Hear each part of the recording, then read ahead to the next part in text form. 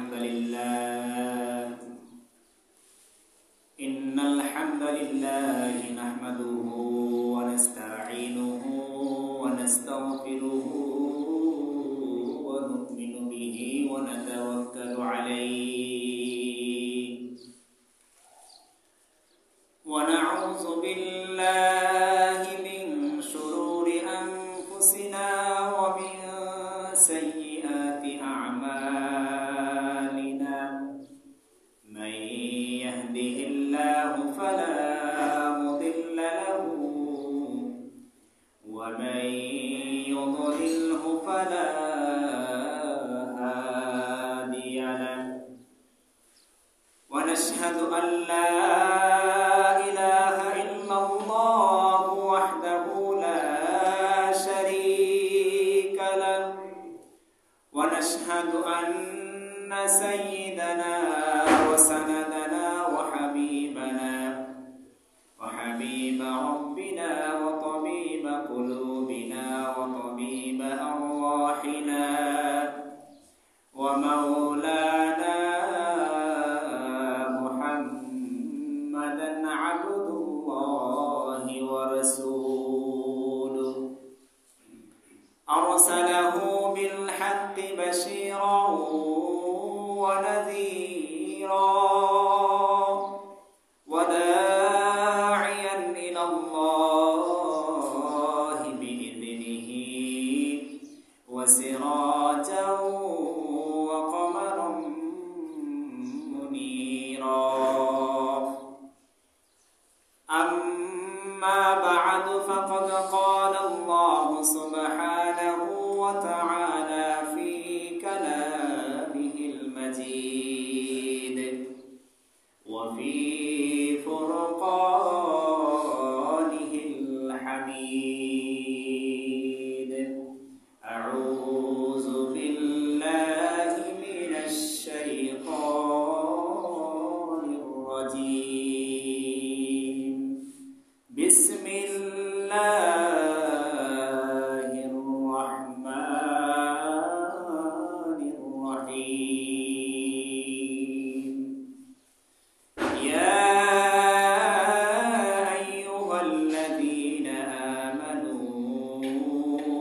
إذا نودي للصلاة من يوم الجمعة فاسعوا إلى ذكر الله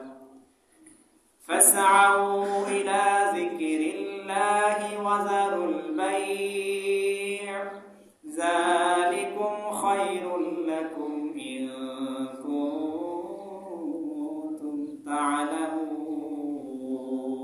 تعلمون وقال رسول الله صلى الله عليه وسلم تركت فيكم أمرين لن تضلوا ما تمسكتم بهما كتاب الله وسنة رسوله أو كما قال رسول الله صلى الله عليه وسلم اللهم صل على محمد وعلى آل محمد شغل قري كما صليت على إبراهيم وعلى آل إبراهيم إنك حميد مجيد اللهم بارك على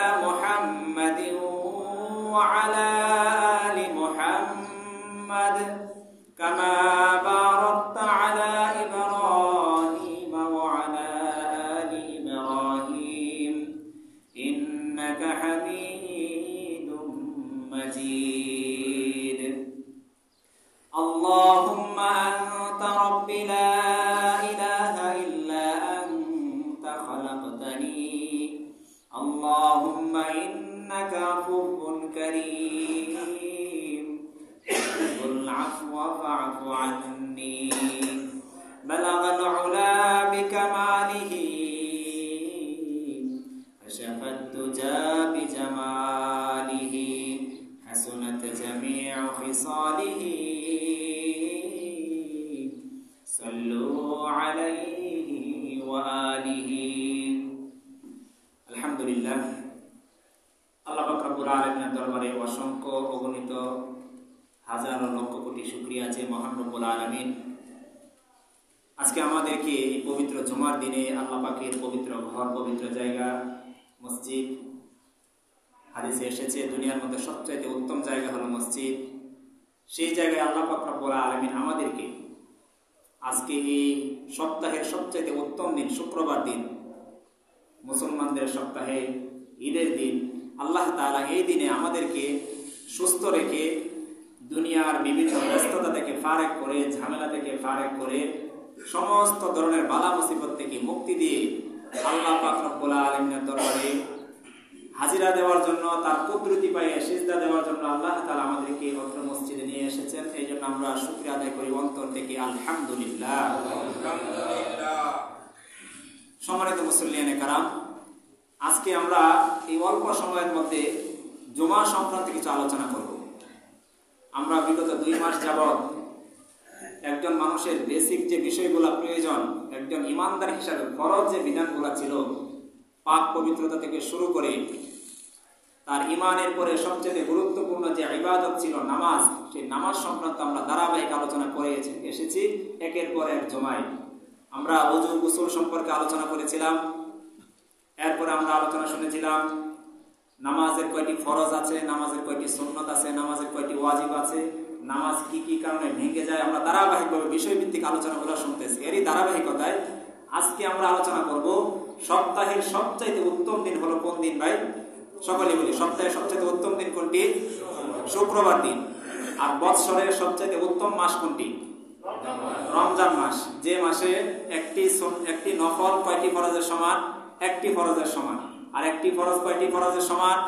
70টি ফরজের সমান। তাহলে সপ্তাহে যেহেতু 7 দিনের মধ্যে সবচেয়ে উত্তম দিন শুক্রবার, এই দিনটা কেন এত উত্তম হলেন, কেন এত ফজিলতপূর্ণ হলো, এবং এমনকি আমাদের দেশে, আমাদের মাতৃভূমিতে সাপ্তাহিক ছুটির দিন এই শুক্রবার দিন। যে কাজটা করে গিয়েছিলেন সাবেক রাষ্ট্রপতি হুসেইন মোহাম্মদ এরশাদ, উনি ভালো কাজও করেছিলেন, আবার অনেক সময় স্বৈরাচারীও করেছিলেন। আল্লাহ তাআলা ওনাকে জান্নাতবাসী করে ওনার ভালো কাজের বিনিময়ে, সকলে বলি আমিন।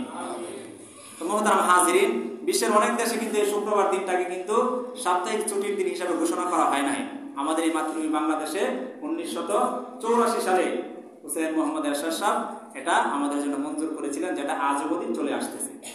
তো যাই হোক মুহতারাম হাজিরিন, বলতেছিলাম এই শুক্রবার দিনটা আল্লাহ পাক রব্বুল আলামিন কেন এত মূল্যবান বানিয়েছেন, এবং আল্লাহ তাআলা এই শুক্রবারকে কেন্দ্র করে স্বতন্ত্র একটা সূরা কোরআন শরীফের মধ্যে নাযিল করে দিয়েছেন। সকলে বলি সুবহানাল্লাহ। আল্লাহ তাআলা পবিত্র কোরআনের মধ্যে 114টি সূরা এনেছেন। কয়টি সূরা এনেছেন ভাই? 100। এটা একটা সাধারণ একটা জ্ঞান। কোরআন শরীফে কয়টি সূরা? 114টি। অনেকে প্রশ্ন করতে পারে, এগুলো সাধারণ জ্ঞান আমাদের জানা থাকা উচিত। কোরআন শরীফের মধ্যে 30 পারা কোরআন শরীফের মধ্যে কয়টি সূরা? 114টি। এর মধ্যে অন্যতম একটি সূরা হলো সূরাতুল জুমআহ। সাপ্তাহিক আমরা যে শুক্রবার দিন পালন করে থাকি, সেই শুক্রবারের নামে একটা আল্লাহ তাআলা স্বতন্ত্র সূরা নিয়ে এসেছেন পবিত্র কোরআনের মধ্যে। তবে এই সূরাটা হলো মাদানী সূরা। আমরা জানি নবী সাল্লাল্লাহু আলাইহি ওয়াসাল্লামের নবুয়ত পাওয়ার পরে ওনার জীবনের 2টা পার্ট, 2টা ইনিংস। উনি যখন 40 বছর বয়সে নবুয়ত প্রাপ্ত হন, 40 থেকে নিয়ে 53 বছর, 13টি বছর আল্লাহ তাআলা ওনাকে দাওয়াতের কাজ করান ওনার জন্মভূমি পবিত্র মক্কা নগরীতে। কিন্তু 53 বছর বয়সে আল্লাহ তাআলার নির্দেশে সাহাবায়ে কেরাম সহ উনি মক্কা থেকে মদিনায় হিজরত করে চলে যান। সেখানে গিয়ে 10 বছর উনি সেখানে বেঁচে ছিলেন। আমরা জানি নবীজির হায়াত কত বছর পেয়েছিলেন? 63 বছর। কত বছর ভাই? 63 বছর। তার মানে নবুয়ত 40 বছরে পাওয়ার পরে 13 বছর মক্কায় ছিলেন, দাওয়াতি কাজ করেছেন, ইসলাম প্রচার করেছেন। 53 বছর বয়সে উনি যখন মদিনায় চলে যান, সেখানে যাওয়ার পরে 10টি বছর উনি মদিনায় দাওয়াতি কাজ কার্যক্রম চালিয়েছিলেন। তাহলে নবুয়ত পাওয়ার পরে 40 থেকে নিয়ে 53 বছর পর্যন্ত এই 13টি বছরে যে সমস্ত সূরা নবীজির উপরে, যে সমস্ত আয়াত নবীজির উপরে জিবরাইল নিয়ে এসেছেন, নাযিল করেছেন আল্লাহ তাআলা, এই সমস্ত সূরা বা এই সমস্ত আয়াতকে বলা হয় মাক্কি সূরা, অর্থাৎ মক্কায় অবতীর্ণ। আর নবীজি যখন 53 বছর বয়সে হিজরত করে সফর করে ওনার মাতৃভূমি ছেড়ে উনি মদিনা মুনাওয়ারায় চলে যায়। সেখানে যাওয়ার পরে উনি 10টি বছর সেখানে অবস্থান করেন। আর সেখানে যে সমস্ত সূরা, যে সমস্ত বিধিবিধান নবীজির উপরে অবতীর্ণ হয়, নাজিল হয়, এগুলোকে বলা হয় মাদানী সূরা বা মদিনায় অবতীর্ণ সূরা। এটাও একটা আমাদের জানার বিষয়। তাহলে আমরা বুঝতে পারলাম আমরা যে সূরাটা নিয়ে আজকে কথা বলবো এই সংক্ষিপ্ত সময়ের মধ্যে, সূরাতুল জুমআ, এই সূরাটা নবীজির কোন অংশে নাজিল হয়েছে? মক্কায় নাকি মদিনায়? মদিনায়। এই জন্য বলা হয় এই সূরাটাকে সূরা মাদিনা, মক্কায় মদিনায় অবতীর্ণ একটি সূরা। তো মুহতারাম হাজিরিন, আল্লাহ পাক রব্বুল আলামিন সূরাতুল জুমার মধ্যে বলেন, ইয়া আইয়ুহাল্লাযীনা আমানু ইযা নুদিয়া লিস-সালাতি মিন ইয়াউমিল জুমআ ফাসআউ ইলা যিকরিল্লাহি ওয়া যারুল বাই' যালিকুম খায়রুল লাকুম ইন কুনতুম তা'লামুন। আল্লাহ তাআলা বলতেছেন, ইয়া আইয়ুহাল্লাযীনা আমানু, হে ঈমানদারগণ। ঈমানদারদেরকে আল্লাহ তাআলা লক্ষ্য করে বলতেছেন, ইয়া আইয়ুহাল্লাযীনা আমানু ইযা নুদিয়া লিস-সালাতি মিন ইয়াউমিল জুমআ, যখন শুক্রবার দিন জুমার সালাতের জন্য তোমাদেরকে আহ্বান করা হয়, জুমার সালাতের আযান দেওয়া হয়, যখন ডাকা হয়, মিন ইয়াউমিল জুমআতি ফাসআউ ইলা যিকরিল্লাহ, তখন তোমরা অতি দ্রুত আল্লাহ তাআলার জিকিরের দিকে আসো, নামাজের দিকে আসো। ওয়াজারুল বাই', এবং তোমরা তোমাদের সমস্ত ধরনের বেচাকিনা কাজকর্ম সবকিছু তোমরা ছেড়ে দাও। যালিকুম খায়রুল লাকুম, এটা তোমাদের জন্য অনেক কল্যাণকর, ইন কুনতুম তা'লামুন, যদি তোমরা জানতে। এটা হলো কোরআনের এই আয়াতের সরল অনুবাদ। এই আয়াতের ব্যাখ্যা বিশ্লেষণ করতে গেলে, তাফসীর করতে গেলে দীর্ঘ সময় আলোচনা করা যাবে। আমরা এখান থেকে আমাদের জন্য যেটুকু উপকারী এই সংক্ষিপ্ত সময়ের মধ্যে সেইটুকুই আমরা জানবো। তাহলে মুহতারাম হাজিরিন, আল্লাহ তাআলা প্রথমে ঈমানদারদেরকে ডাক দিয়ে বলতেছেন, ইয়া আইয়ুহাল্লাযীনা আমানু ইযা নুদিয়া লিস-সালাহ, হে ঈমানদারগণ, যখন তোমাদেরকে জুমার নামাজের জন্য আহ্বান করা হয়। এখানে আহ্বান দ্বারা উদ্দেশ্য হলো, আযান দ্বারা উদ্দেশ্য হলো দ্বিতীয় আযান। আমরা যখন জুমার শুক্রবার দিন কয়টা আযান দেই? 2টা আযান দেই। এই যে দ্বিতীয় আযানটা, এটা নবীজির জামানায় ছিল না, এটা হযরত উসমান গনি রাদিয়াল্লাহু তাআলা আনহুর জামানায় এসে এটা ওনার সুন্নাত হিসেবে প্রচলিত হয়। নবীজির জামানায় যেহেতু এত বড় জামায়াতের প্রয়োজন হয় নাই বা এত মানুষের ইসলামের হয় নাই, কিন্তু নবীজির ইন্তিকালের পরে যখন সারা দেশে সব জায়গায় ইসলাম বিস্তার লাভ করতে থাকে, তখন দেখা যায় যে আস্তে আস্তে বাজারে, বিভিন্ন ঘাটে মাঠে মানুষের বিচরণ চলতে থাকে। ঠিক ওই সময় হযরত উসমান গনি রাদিয়াল্লাহু তাআলা আনহু এই দ্বিতীয় আযানের কথা চালু করেছিলেন। কিন্তু দুঃখজনক হলো এই আযানটা আমাদের ইমামের সামনে আমরা আস্তে আস্তে দাঁড়িয়ে দিয়ে থাকি। কিন্তু প্রকৃতপক্ষে সুন্নত হলো এই আযানটাকে জুড়ে দেওয়া, যেন মানুষ এই কথা বুঝতে পারে যে এখনই আযান হয়ে যাবে, আযানের পরে খুতবা দিয়ে নামাজ শুরু হয়ে যাবে। তো যাই হোক, আল্লাহ তাআলা বলতেছেন, ইযা নুদিয়া লিস-সালাতি মিন ইয়াউমিল জুমআ, যে হে ঈমানদারগণ, যখন তোমাদের শুক্রবার দিন জুমার সালাতের আযান হয়ে যায়, ফাসআউ ইলা যিকরিল্লাহ, তোমরা আল্লাহ তাআলার জিকিরের দিকে, স্মরণের দিকে দ্রুত আসো। আল্লাহর জিকিরের দিকে বলতে এখানে জিকির দ্বারা মুফাসসিরিনে কেরাম বলেন যে এখানে জিকির দ্বারা উদ্দেশ্য হলো নামাজ। নামাজের অনেক অর্থ, নামাজের তো দোয়া, আবার নামাজের তো রহমত, বিভিন্ন ধরনের দোয়া নামাজের অর্থ রয়েছে। আর এখানে জিকির দ্বারা মুফাসসিরিনে কেরাম বলেন যে তোমরা আল্লাহর জিকিরের দিকে আসো, মানে যখন জুমার সালাতের আযান হয়ে যায় তোমরা নামাজের দিকে আসতে থাকো। ফাসআউ ইলা যিকরিল্লাহ, দ্রুত আসতে থাকো। দ্রুত আসার মানে এই নয় যে আপনি এত দ্রুত আসবেন যে আপনার ওযু, আপনার গোসল পরিপূর্ণ না হয়ে, আপনি পরিপূর্ণভাবে পবিত্র না হয়ে আপনি আসবেন, এরকমটা নয়। তাছাড়া এক হাদিসের মধ্যে নবীজি বলেছেন, নামাজের দিকে তোমরা কখনো দৌড়ে আসিও না, বরং তোমরা নামাজের দিকে ধীরস্থিরতার সাথে অগ্রসর হও। যেটুকু ইমাম সাহেবের সাথে তোমরা নামাজ পাইবা, ততটুকু ইমাম সাহেবের সাথে পরিপূর্ণ করে নিবা নামাজ, বাকি যতটুকু ছুটে যাবে ইমামের পরে তোমরা বাকিটুকু আদায় করে নিবে। তাহলে মুহতারাম হাজিরিন, আল্লাহ তাআলা বলেন, ইয়া আইয়ুহাল্লাযীনা আমানু ইযা নুদিয়া লিস-সালাতি মিন ইয়াউমিল জুমআতি ফাসআউ ইলা যিকরিল্লাহ ওয়া যারুল বাই', এবং তোমরা সমস্ত ধরনের কাজ কারবার তোমরা শেষ করে দাও। আযান হয়ে গেছে, বাস এখানে স্টপ, আর কোনো কাজ নেই। এখন আমরা নামাজের কাজ, নামাজ পড়ে আবার আমরা কাজের মধ্যে যোগদান করব। আল্লাহ তাআলা বলেছেন, যখন তোমরা তোমাদের নামাজের কার্যক্রম শেষ হয়ে যায়, ফাইদা কুদিয়াতিস সালাত, যখন নামাজ কায়েম করে ফেলবা, ফাইদা কুদিয়াতিস সালাতু ফান্তাশিরু ফিল আরদ, তখন তোমরা জমিনে বিচরণ করো তোমাদের রিজিকের সন্ধানের জন্য। তাহলে আল্লাহ পাক রব্বুল আলামিন এই সূরাতুল জুমাকে এত গুরুত্ব দিয়েছেন, শুক্রবারের দিনটাকে একটা স্বতন্ত্র আয়াত নাযিল করেছেন, এবং জুমার সালাতের আযান যখন হয়ে যায় বলা হয়েছে তোমরা সমস্ত প্রকারের কাজ কারবার, চাকরি, ব্যবসা বাণিজ্য সমস্ত কিছু রেখে তোমরা আল্লাহর জিকিরের দিকে, আল্লাহর স্মরণের দিকে, নামাজের দিকে তোমরা অগ্রসর হও। ফাসআউ ইলা যিকরিল্লাহ যালিকুম খায়রুল লাকুম ইন কুনতুম তা'লামুন, এটা যে তোমার জন্য কত কল্যাণকর তোমরা যদি জানতে, কখনো তোমরা মিস করতে না। সুবহানাল্লাহ। মুহতারাম হাজিরিন, এই জুমার দিনটা এতই গুরুত্বপূর্ণ। আল্লাহ নবী সাল্লাল্লাহু আলাইহি ওয়াসাল্লাম বলেন, লাম্মা খালাকাল্লাহু আদম ওয়া কানা তুলুহু 60 যিরাআন, যে আদম আলাইহিস সালাতু ওয়াস সালামকে আল্লাহ তাআলা যখন সৃষ্টি করেছিলেন তার উচ্চতা ছিল 60 গজ, আর আদম আলাইহিস সালাতু ওয়াস সালামকে আল্লাহ তাআলা সৃষ্টি করেছিলেন এই শুক্রবার দিন। সুবহানাল্লাহ। আমাদের যাদের সামনে জায়গা আছে আমরা সামনে চলে আসি ভাই, সামনের কাতারগুলো পূর্ণ করে বসি, সামনের কাতারগুলো পূর্ণ করে বসি যেন পিছনের বাইরে সুন্দর করে বসতে পারে। তো মোহতারাম হাজিরিন, বলতেছিলাম যে আল্লাহ তাআলা এই পবিত্র জুমার দিনে আদম আলাইহিস সালাতু ওয়াস সালামকে দুনিয়াতে মাটি দিয়ে ওনাকে সৃষ্টি করেছিলেন, জান্নাতে রেখেছিলেন। আবার আল্লাহ পাকের হুকুম অমান্য করার কারণে একটা সময় ওনাকে এবং ওনার স্ত্রী হযরত হাওয়া আলাইহিস সালাতু ওয়াস সালামকে জান্নাত থেকে দুনিয়াতে পাঠিয়ে দিয়েছেন। সেই দিনটা ছিল শুক্রবার দিন। এরপরে দীর্ঘদিন পর্যন্ত ওনারা আল্লাহ তাআলার কাছে কান্নাকাটি করেছিলেন, ওনারা দোয়া করেছিলেন, রব্বানা যালামনা আনফুসানা ওয়া ইল্লাম তাগফির লানা ওয়া তারহামনা লানাকুনান্না মিনাল খাসিরিন। আমরা এই দোয়াটা নামাজের মধ্যে বেশি বেশি করতে পারি। হে রব, যালামনা, আমরা জুলুম করেছি নিজের উপরে, আনফুসানা, নফসের উপরে, ফা ইল্লাম তাগফির লানা, তুমি যদি আমাদেরকে ক্ষমা না করো, ফা ইল্লাম তাগফির লানা ইন কুনতুম, ফা ইল্লাম তাগফির লানা, যদি তুমি আমাদেরকে ক্ষমা না করো তাহলে আমরা অত্যন্ত ক্ষতিগ্রস্ত হয়ে যাব।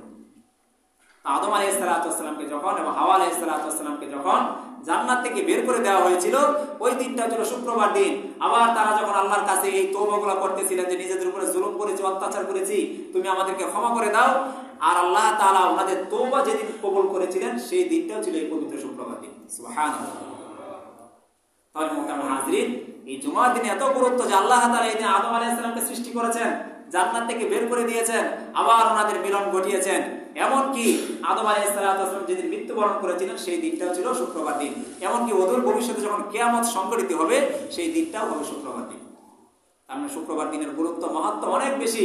শুধু তাই নয়, নবী আলাইহিস সালাতু ওয়াস সালাম বলেন, শুক্রবার দিন যারা সকালবেলা ঘুম থেকে অতি দ্রুত উঠে এবং পবিত্রতা অর্জন করে এবং সকালবেলা হেঁটে হেঁটে মসজিদে জিগে আসে, আসার পরে ইমাম সাহেবের সাথে চুপচাপ বসে যায়, মনোযোগ সহকারে খুতবা শুনে, অন্য কারোর সাথে কোনো রকম কথাবার্তা বা কোনো ইশারা ইঙ্গিতে কোনো কিছু না করে, তো নবী আলাইহিস সালাতু ওয়াস সালাম বলেন যে সে যে তার বাসা থেকে মসজিদ পর্যন্ত এসেছে, যতগুলা কদম সে ফেলেছে, যতগুলা পা সে ফেলেছে, প্রতিটা কদমের বিনিময়ে 1 বছর নফল সালাত এবং 1 বছর রোজা রাখার সওয়াব তার আমলে আল্লাহ তাআলা দিয়েছেন।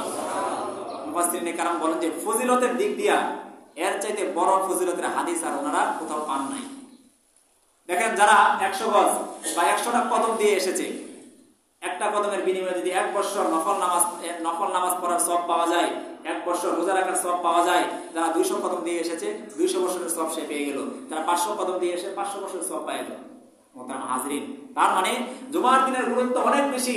শুধু তাই নয়, নবী আলাইহিস সালাতু ওয়াস সালাম আরেক হাদিসের মধ্যে বলেছেন, যেদিন শুক্রবার দিন হয়, শুক্রবার দিন প্রত্যেকটা জামে মসজিদের গেটে দরজায় ফেরেশতারা একটা এন্ট্রি খাতা নিয়ে দাঁড়িয়ে থাকে। নবীজি বলেন, যে ব্যক্তি সর্বপ্রথম জুমার মসজিদে প্রবেশ করবে তার আমলনামায় আল্লাহ তাআলা আল্লাহর রাস্তায় একটা উট কুরবানি করলে যে পরিমাণ সওয়াব হয়, শুক্রবার দিন সর্বপ্রথম যে ব্যক্তি জুমার মসজিদে প্রবেশ করবে তার আমলনামায় একটি উট কুরবানি করার সওয়াব দিয়ে দিবেন। সুবহানাল্লাহ। দ্বিতীয় নাম্বার, নবীজি বলেন, দ্বিতীয় স্থানে যে ব্যক্তি জুমার মসজিদে প্রবেশ করবে, হাদিসের মধ্যে এসেছে বাকারা, তার আমলনামায় আল্লাহ তাআলা আল্লাহর রাস্তায় একটা গরু বা একটা গাভী কুরবানি করে দিলে, সাদাকা করে দিলে যে পরিমাণ সওয়াব হয় তার আমলনামায় সেই পরিমাণ সওয়াব দিয়ে দিবেন আল্লাহ তাআলা। সুবহানাল্লাহ। সকলে বলি সুবহানাল্লাহ। 3 নম্বরে নবীজি বলেন কাবসা, হাদিসের মধ্যে এসেছে তৃতীয় নম্বরে যে ব্যক্তি জুমার মসজিদে প্রবেশ করবে, আল্লাহ তাআলা তার আমলনামায় একটি ছাগল বা একটি বকরি কুরবানি করলে যে পরিমাণ সওয়াব হয় সেই পরিমাণ সওয়াব তার আমলনামায় দিয়ে দিবেন। সুবহানাল্লাহ।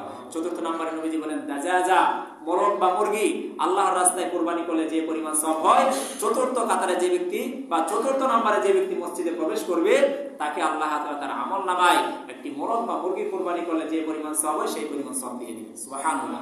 সর্বশেষ ৫ম নম্বরে নবীজি বলেন, আল্লাহর রাস্তায় একটি ডিম সাদাকা করলে, বাইদা বলা হয়েছে, একটা ডিম সাদকা করলে যে পরিমাণ সওয়াব হয়, পঞ্চম নম্বরে যে ব্যক্তি মসজিদে প্রবেশ করবে তার আমলনামায় আল্লাহ তাআলা একটা ডিম সাদকা করার পরিমাণ সওয়াব দিয়ে দিবেন। সুবহানাল্লাহ। এরপরে নবীজি বলেন, এরপরে ফেরেশতারা যখন ইমাম সাহেবের খুতবা শুরু হয়ে যায় তখন ওনারা ওনাদের সেই এন্ট্রি খাতাকে বন্ধ করে মুসল্লিদের সাথে ইমামের খুতবা শোনার জন্য তারা বসে যায়। এর পরবর্তীতে যারা আসে তাদেরকে সাধারণভাবে এন্ট্রি করা হয় এবং এই আমলনামাকে আল্লাহ তাআলার কাছ পর্যন্ত নিয়ে যাওয়া হয়। সুবহানাল্লাহ। তাহলে মোহতারাম হাজির, শুক্রবার দিন অন্যান্য সমস্ত ব্যস্ততাকে ফেলে রেখে আমাদের চেষ্টা থাকবে যেন আমরা আগেভাগে মসজিদে আসতে পারি। এই শুক্রবার দিনের ব্যাপারে অনেক গুরুত্বপূর্ণ ধমকি এসেছে নবীজি এক হাদিসের মধ্যে বলেছেন, যারা এই শুক্রবার দিনটাকে একাধারে 3টি জুমা তাহাবুনান, হাদিসের মধ্যে এসেছে মান তারাকা সালাসা জুমআইন, যে ব্যক্তি 3টা জুমাকে ছেড়ে দেয় তাহাবুনান, অলসতাবশত কোনো কারণ ছাড়া, নবীজি বলেন তবা আল্লাহু ফি কলবিহি মাহরান, আল্লাহ পাক রব্বুল আলামিন ওই ব্যক্তির অন্তরের মধ্যে মোহর মেরে দেন, তার অন্তরটাকে সিলগালা করে দেন। যে অন্তরের মধ্যে সহজে হেদায়েত প্রবেশ করে না, ভালো কথা শুনতে ভালো লাগবে না, ভালো কাজ করতে ভালো লাগবে না, বরং সেই অন্তরের মধ্যে গুনাহের সেই প্রভাবের কারণে সে শুধু ইসলাম থেকে, দিন থেকে দূরে সরে যাবে। আমাদের কত জুমা চলে যায়, আমাদের অনেক ভাই এরকম রয়েছে আমরা, যারা অলসতাবশত, অবজ্ঞাবশত, এখানে একটা সময় জুমা ছিল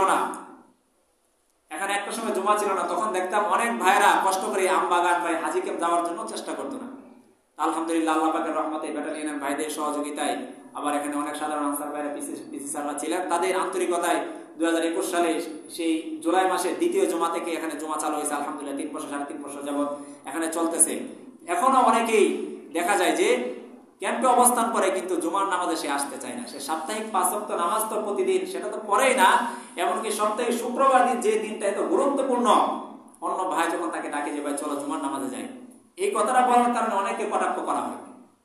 তাহলে বোঝা গেল নবী যে হাদিসের মধ্যে বলেছেন একাধারে 3টা জুমা ছেড়ে দিলে তার অন্তরের মধ্যে আল্লাহ তাআলা মোহর মেরে দেন, তার অন্তরের মধ্যে কালো দাগ তৈরি হয়ে যায়।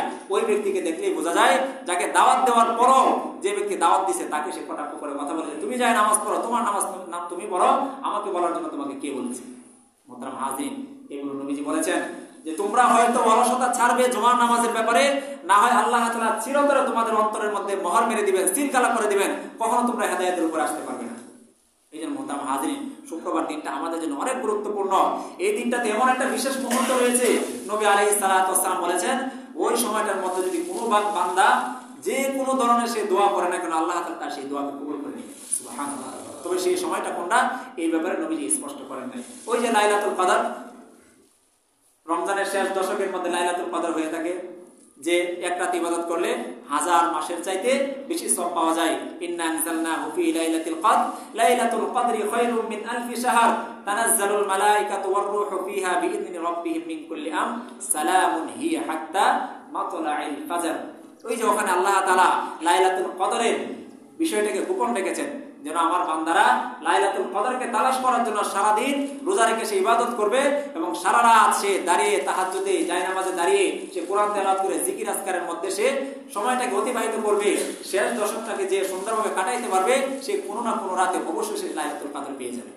ঠিক তদ্রুপভাবে শুক্রবারের সারা দিনটাও আমাদের জন্য উচিত, যেহেতু এমন একটা মুহূর্ত রয়েছে যে মুহূর্তের মধ্যে আমাদের দোয়াকে আল্লাহ তাআলা অবশ্যই কবুল করে থাকেন, সেই সময়টাকে আমাদের বেছে নেওয়া উচিত। মুফাসসিরিনে কেরাম বিভিন্ন সময় ব্যাখ্যা করেছেন, এর মধ্যে সবচেয়ে গুরুত্বপূর্ণ সময় হলো যখন ইমাম সাহেব খুতবা দেন, যখন খুতবা চলতে থাকে, যখন খুতবা পড়ে থাকেন, তখন দোয়া কবুল হয়।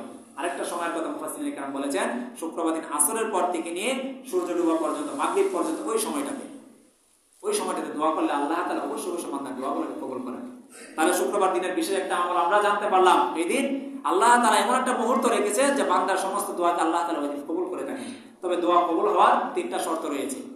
আপনার ঈমানটা হতে হবে বেদাত মুক্ত, আকীদা হতে হবে বেদাত মুক্ত, এরপর আপনার রিজিকটা হতে হবে হালাল, এরপর আপনার আমল হতে হবে বেদাত মুক্ত, ঈমান হতে হবে কুফর মুক্ত, আল্লাহর সাথে শিরিক ছাড়া ঈমান হতে হবে, বেদাত মুক্ত আমল হতে হবে, এবং রিজিকটা হতে হবে হালাল।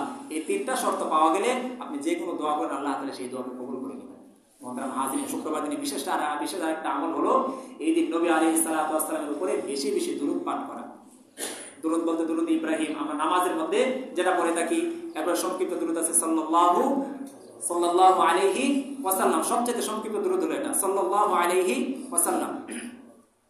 নবীজি এক হাদিসের মধ্যে বলেছেন, মান সাল্লা আলাইয়া সালাতান, যে ব্যক্তি আমার উপরে একবার দুরূদ পড়বে, সাল্লাল্লাহু আলাইহি আশরা, আল্লাহ তাআলা তার উপরে 10টি রহমত নাযিল করে দিবেন। সুবহানাল্লাহ। নবীজি আমাদের দুরূদের মুকাফিক কিনা? দুরূদ অর্থ হলো নবীর জন্য দোয়া করা, নবী আমাদের দোয়ার মুকাফিক কিনা। কিন্তু আমি আপনি যদি নবীর জন্য দোয়া করতে পারি, একটু দুরূদ প্রেরণ করতে পারি, সেটা আমার আপনার জন্য কল্যাণকর। আমি আপনি একবার দুরূদ পড়বো, আল্লাহ তাআলা 10টা রহমত আমার উপরে নাযিল করে দিবেন, আপনার উপরে নাযিল করে দিবেন। জীবনে আল্লাহ পাকের রহমত না থাকলে আমরা পদে পদে প্রতিটা সেক্টরে ক্ষতিগ্রস্ত হব, বিপদগ্রস্ত হব।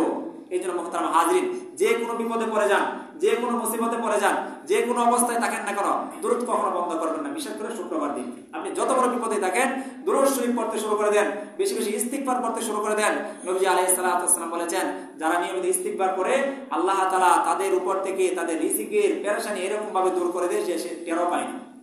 এরকম ভাবে তার সমস্ত ধরনের টেনশন, সমস্ত ধরনের পেরেশানি দূর করে দেন। ঠিক তদ্রূপ ভাবে কোনো ব্যক্তি যদি দুরূদ পড়া হয়, বিশেষ করে শুক্রবার দিন যদি নবীজির উপরে দুরূদ পড়ে, আল্লাহ তাআলা একবার দুরূদ পড়ার কারণে তার উপরে 10টি রহমত নাযিল করে দেন। এই জন্য শুক্রবার এই দিনটা আল্লাহ তাআলার কাছে অনেক গুরুত্বপূর্ণ।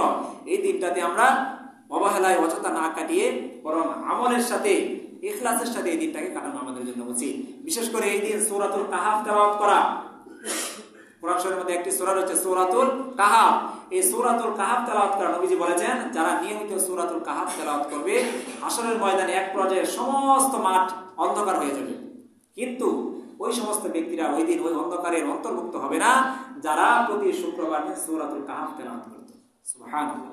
শুধু তাই নয়, এক হাদিসের মধ্যে এসেছে যারা নিয়মিত সূরাতুল কাহাফ তেলাওয়াত করবে এক জুমা থেকে আরেক জুমা মধ্যবর্তী 7 দিনের মধ্যে সে যে পরিমাণ সগীরা গুনাহ করেছে, এই 2 জুমার মধ্যে সে সূরাতুল কাহাফ পড়ার কারণে সূরাতুল কাহাফের বিনিময়ে আল্লাহ তাআলা তার ওই এক সপ্তাহের মধ্যে যত সগীরা গুনাহ হয়েছে সমস্ত গুনাহকে আল্লাহ মাফ করে দিবেন। সুবহানাল্লাহ।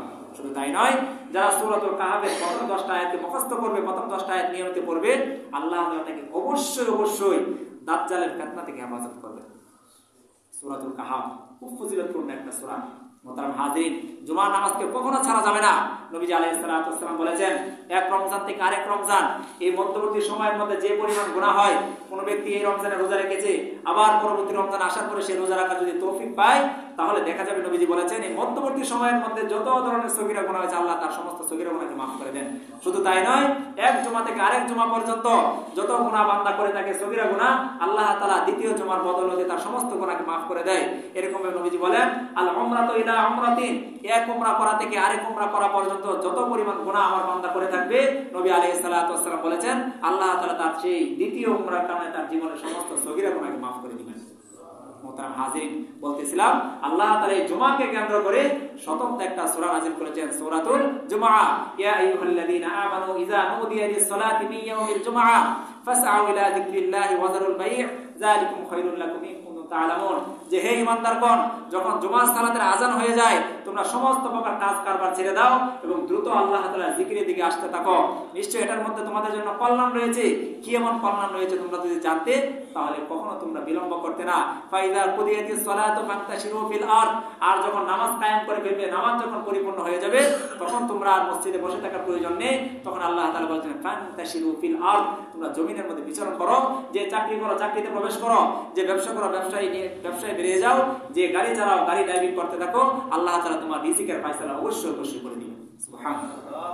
তাহলে মোহতারাম হাজির, এই যে দীর্ঘ আমরা কথা শুনলাম জুমার দিনের সম্পর্কে, এত ফজিলত, এত গুরুত্বপূর্ণ সময়, এই দিনটাকে আমরা যেন অযথায় না কাটাই, এই দিনটাকে যেন একমাত্র আল্লাহ পাকের সন্তুষ্টির জন্য কাটাইতে পারি। প্রতিটা মুহূর্তে যেন আমরা দুরূদের সাথে, ইস্তিগফারের সাথে, দোয়ার সাথে কাটাইতে পারি, এই জন্য চেষ্টা করতে হবে। আমরা আসলে প্রতিযোগিতা হয় দুনিয়ার ক্ষেত্রে, টাকার ক্ষেত্রে, অর্থের ক্ষেত্রে, বাড়ির ক্ষেত্রে, নারীর ক্ষেত্রে, কিন্তু আমাদের এখানে আমলের স্পৃহা, নেকি অর্জনের ক্ষেত্রে আমাদের কোনো আগ্রহ নেই। দেখা যায় সামনের কাতারের ফজিলত অনেক বেশি, তো অনেক সময় দেখা যায় সামনের কাতারে আমরা জায়গা রেখে পিছনের কাতারে দাঁড়াই, অন্য ভাইকে ঠিক ভাই তুমি সামনে যাও। কেন ভাই? মসজিদে এসেছি আমি নেকি অর্জন করার জন্য, আমি তো চেষ্টা করবো আমি যেন বেশি নেকি অর্জন করতে পারি। আমি আরেক ভাইকে কেন ধাক্কা দিব? আমি নিজে সামনের কাতারে চলে যাবো। মোহতারাম হাজিরিন, নেকি অর্জনের ক্ষেত্রে যতদিন পর্যন্ত আমাদের মধ্যে স্পৃহা না আসবে, ততদিন পর্যন্ত আমাদের নেকির পাল্লা ভারী হবে না। হাশরের ময়দানে একটা নেকির জন্য বান্দা আফসোস করতে থাকবে। ইয়াউমা ইয়াফিরুল মারউ মিন আখিহি ওয়া উম্মিহি ওয়া আবি ওয়া সাহিবাতিহি ওয়া বানি লিকুল্লি ইমরিইন মিনহুম ইয়াউমাইযিন শা'নুন ইউগনি। আল্লাহ তাআলা বলেছেন ওই হাশরের কঠিন ময়দানে ওই দিন প্রত্যেক ব্যক্তি থেকে পলায়ন করবে। ইয়াউমা ইয়াফিরুল মারউ মিন আখিহি, প্রত্যেক ব্যক্তি তার আপন ভাই থেকে পলায়ন করবে। ওয়া উম্মিহি ওয়া আবি, তার মায়ের কাছ থেকে পলায়ন করবে, তার বাবার কাছ থেকে পলায়ন করবে। ওয়া সাহিবাতিহি ওয়া বানি, তার সাথীদের কাছ থেকে, তার বন্ধু বান্ধবদের কাছ থেকে, পিতামাতা তার সন্তানদের কাছ থেকে। কেন? একটা নেকির জন্য সে তার বাবার কাছে যাবে। বাবার কাছে যাওয়ার পরে বলবে বাবা আমাকে একটা নেকি দাও, আমি একটা নেকি হলে জান্নাতে চলে যেতে পারি। বাবা সম্পূর্ণ অস্বীকার ভোগ করে বসবে, দুনিয়াতে আমার কোনো স্ত্রী সন্তান ছিল না, আমার কোনো বিয়ে শাদী ছিল না, আমি তো আজকে আনাফসি করতেছি। মা আসবে সন্তানের কাছে, বন্ধু যাবে বন্ধুর কাছে। ওই যে নেকির ওজন হবে, কিন্তু কেউ কাউকে একটা নেকি দিবে না। সেদিন আল্লাহ পাকের রহমতের প্রয়োজন হবে, নবীজির সুপারিশের প্রয়োজন হবে। সেদিন আল্লাহ পাকের রহমত যদি আমি আপনি পেতে চাই, নবীজির উপরে বেশি বেশি দরুদ করতে হবে। নবীজি বলেছেন, মান সাল্লা আলাইহি সালাতান সাল্লাল্লাহু আলাইহি আশরা, যে ব্যক্তি আমার উপরে একবারে দরুদ পড়বে আমি তার উপরে 10টা রহমত নাযিল করে দিব। সুতরাং দরুদ এটা আহামরি কোনো কিছু না, কিন্তু দরুদটা আমাদের সমাজে হয়ে গেছে ট্রেডিশনাল। আমরা হুজুর পাড়া করে নিয়ে আসে পড়ি ইয়া নবী সালাম আলাইকা, সবাই একসাথে। এটা একটা সম্পূর্ণ একটা বিদআত। সবাই দাঁড়িয়ে একসাথে দরুদ পড়া, কিয়াম করা, এটা সম্পূর্ণ ধরনের একদম বেদাত একটা আমল। আপনি যে কোনো অবস্থায় আপনি দরুদ পড়তে পারেন, হাঁটতে ফিরতে চলতে আপনি দরুদ পড়েন নবীজির উপরে। নামাজের মধ্যে পড়েন সাল্লাল্লাহু আলাইহি ওয়াসাল্লাম, আল্লাহুম্মা সাল্লি আলা মুহাম্মাদিন নাবিয়্যিল উম্মি ওয়া আলা আলিহি ওয়া সাল্লিম তাসলিমা। নামাজে পড়ে থাকি আমরা আল্লাহুম্মা সাল্লি আলা মুহাম্মাদ ওয়া আলা আলি মুহাম্মাদ, আল্লাহুম্মা বারিক আলা মুহাম্মাদ ওয়া আলা আলি মুহাম্মাদ। এই যে দরুদ, দরুদ পড়ার জন্য কোনো মাহফিল, কোনো আয়োজন, কোনো বৈঠকখানার প্রয়োজন হয় না। আপনি যে অবস্থায় থাকেন না কেন সেই অবস্থায় আপনি দরুদ পড়তে থাকেন। দেখা যাবে যে একটা সময় মৃত্যুর পরে যখন আপনি বালা মুসিবতে, যখন আপনার নেকির পাল্লা হালকা হয়ে যাবে, সেদিনে দরুদের কারণে, নবীর উপরে দরুদ পড়ার কারণে নবীজি আপনার জন্য অবশ্যই অবশ্যই সুপারিশ করবেন সেদিন। সুবহানাল্লাহ। এই জন্য মোহতারাম হাজিরিন, এই শুক্রবার দিনটাকে আমরা গুরুত্ব দিব। এই দিনের বিশেষ বিশেষ যে আমলগুলো রয়েছে, বিশেষ করে আসরের পরে দোয়া করা, খুতবার সময় চুপ থাকা। এক হাদিসের মধ্যে এসে আমরা অনেক সময় খুতবা চলাকালীন বা জুমার নামাজ চলাকালীন আমরা কথা বলে থাকি, ওই সময় কথা বলতে নেই। এক সাহাবী এরকম কথা বলেছিলেন, নবীজি আলাইহিস সালাতু ওয়াস সালাম নামাজের পরে তাকে নিষেধ করে দিয়েছিলেন, কারণ ওই সময়টাতে আল্লাহ পাকের রহমত মুসলিমদের উপরে নাজিল হতে থাকে। ওই সময় যদি কোনো ব্যক্তি কথা বলে বা অন্য জনকে বলে যে ভাই তুমি চুপ করো, তুমি কথা বলতেছ, যেই বলে না কেন এরকম বলাবলি করলে সে আল্লাহ পাকের রহমত থেকে বঞ্চিত হয়ে যাবে। এই জন্য মোহতারাম হাজিরিন, শুক্রবার দিনটাকে যেন আল্লাহ তাআলা আমাদের সবাইকে গুরুত্ব সহকারে আদায় করা তৌফিক দান করেন, এবং 5 ওয়াক্ত সালাত তো আমরা অবশ্যই পড়বই, এবং একাধারে যেন আমাদের 3টি জুমা যেন কখনো মিস না হয়ে যায়। কারণ একাধারে 3টি জুমা মিস হলে বলেছি, নবী বলেছেন তার অন্তরের মধ্যে আল্লাহ মোহর মেরে দেন। আল্লাহ তাআলা যেন আমাদেরকে তার সেই শাস্তি থেকে মুক্তি দান করেন। এবং নবী আলাইহিস সালাতু ওয়াস সালাম যেভাবে বলেছেন, আল্লাহ তাআলা যে দিক নির্দেশনা দিয়েছেন কোরআন এবং হাদিস মোতাবেক যেন আমরা চলতে পারি, আল্লাহ পাকের বিধিবিধানগুলো যেন পালন করতে পারি। আল্লাহ তাআলা আমাদের সবাইকে কবুল করুন, সকলে বলে আমিন। ওয়া আখিরু দাওয়ানা।